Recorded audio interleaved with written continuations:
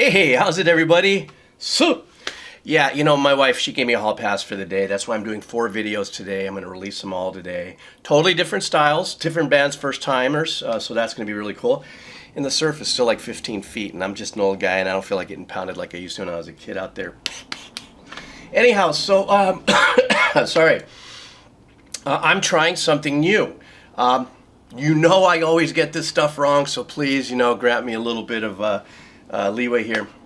Ne Obliviscaris and Plague Flowers in the Kaleidoscope. So this is the first time I've ever heard this. This came through quite a few comments. Thank you for the comments. Thank you for the constant educating for me. Like, I've said many times, even sometimes if you throw some constructive criticism and even get kind of weirded out about things, I don't know anything about these bands. I'm going in there just, I'm diving straight in and I don't know what I'm diving into, who does what. I want to keep the experience organic. So let's do this. Stand by. Okay. Yep.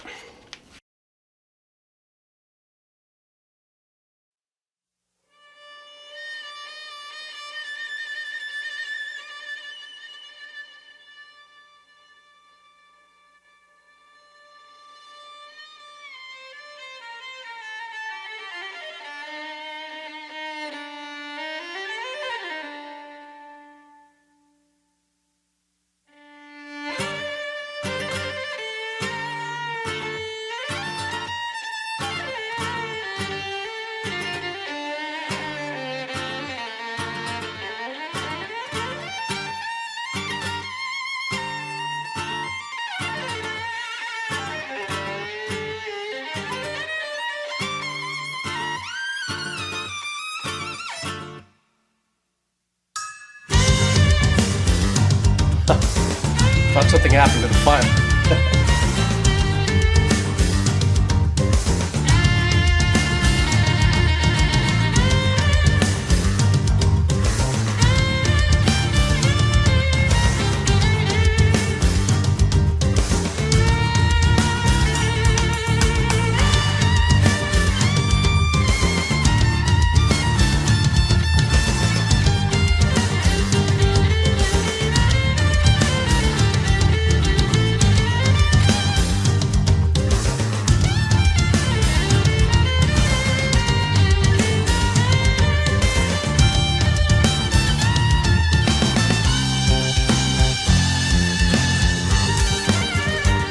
Okay, so maybe because I've been doing a lot of metal listening and stuff like that, I was expecting this was going to be metal, and maybe it is. There's been some surprises that have hit me in the head.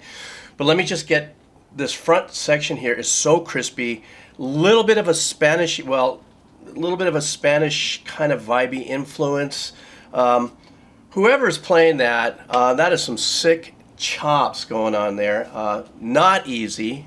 Absolutely not easy.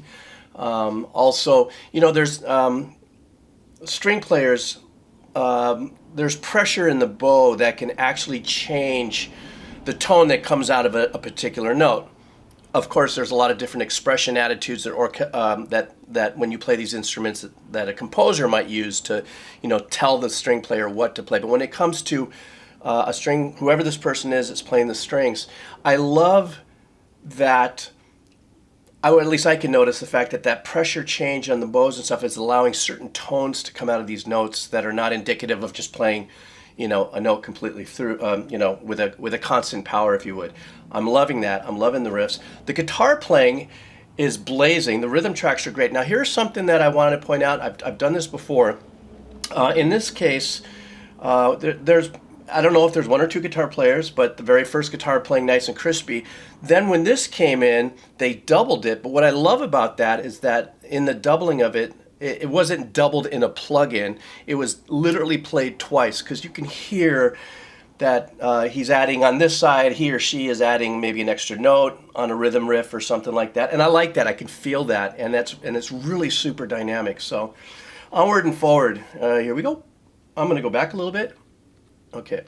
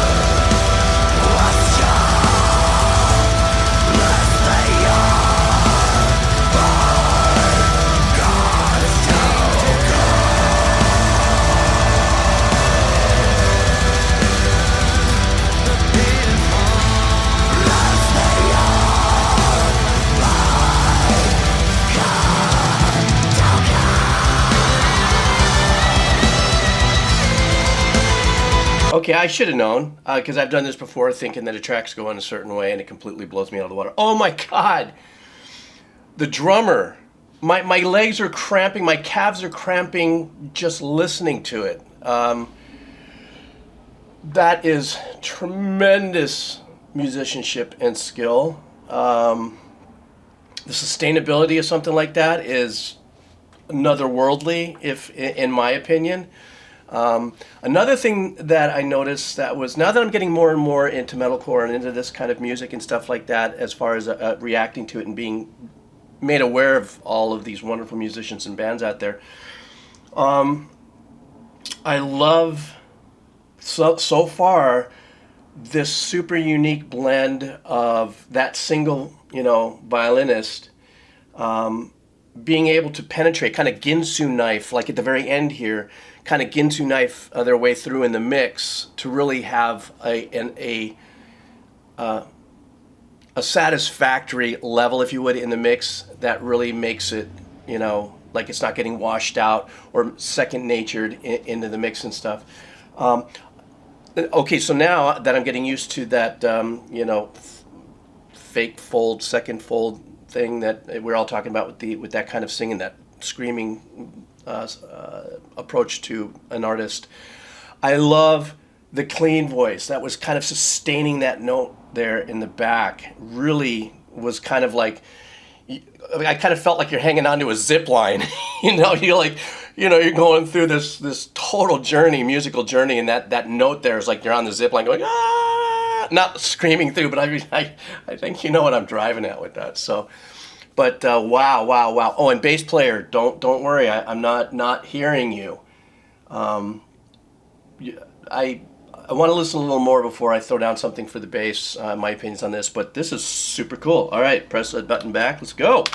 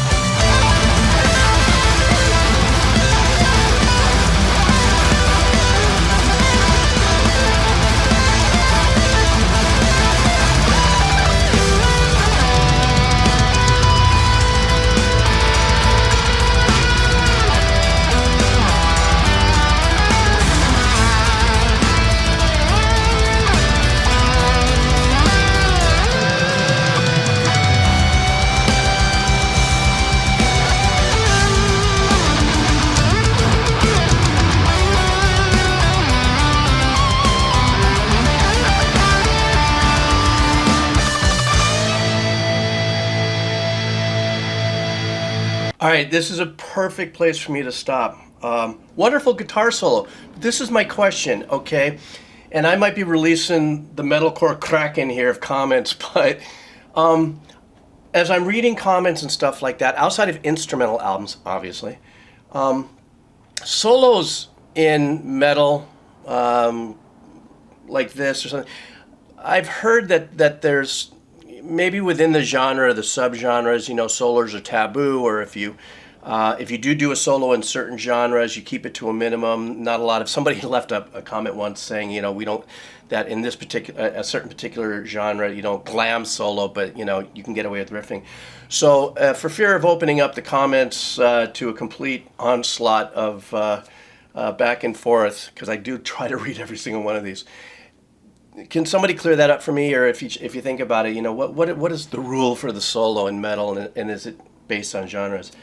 Bass player, man, I'm telling you, He is the front of the bulldozer there, and he is just laying down the heaviness and keeping the bottom so tight. And I'm hearing a lot of, he's not just saying to the bass 6. No pun, that sucked. But I hear him coming up when he's coming to the end of the fills, coming at the end of 4, coming at the end of 8, or if there's a chord turnaround, he's doing what he does, but he does these really super sweet little run riffs that'll take you into the next measure, into the next bar. Depending on what you're listening through or whatever, you might have to lean into it and listen a little harder, but I hear it, I love it, it sounds absolutely fantastic. They're coming to get me. That's it. This is my last reaction. Later! Okay, here we go. Stupid.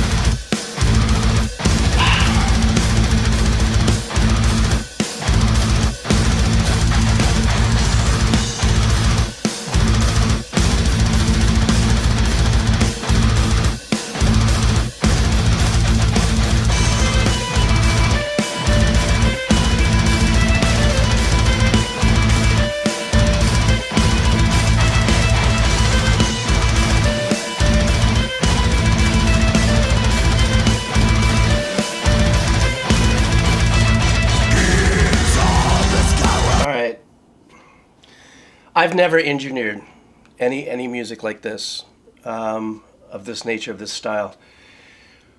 I have played around with, some of the latest plugins that really focus on this style of guitar playing.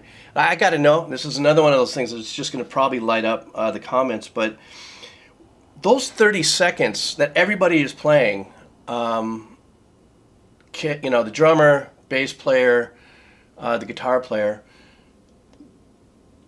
Guitar and bass, maybe more the guitar, but my question is it just an insanely threshold noise gate that's helping that total cutoff into the 30 seconds? I mean, I can imagine that there are great guitar players with insane double-handed muting techniques.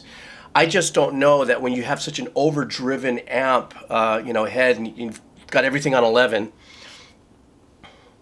that how does no noise carry over on that? If it's a skill set of the musician, it's, like I've said before, otherworldly. If it's a little bit of help from a plugin / engineering and the musician, I for the life of me, it is so tight and sounds so cool and so machine gunny. But I can't think of any other way unless it's just a heavily threshold noise gate. So here we go. Let's just keep going. This is a long song. Okay, here we go.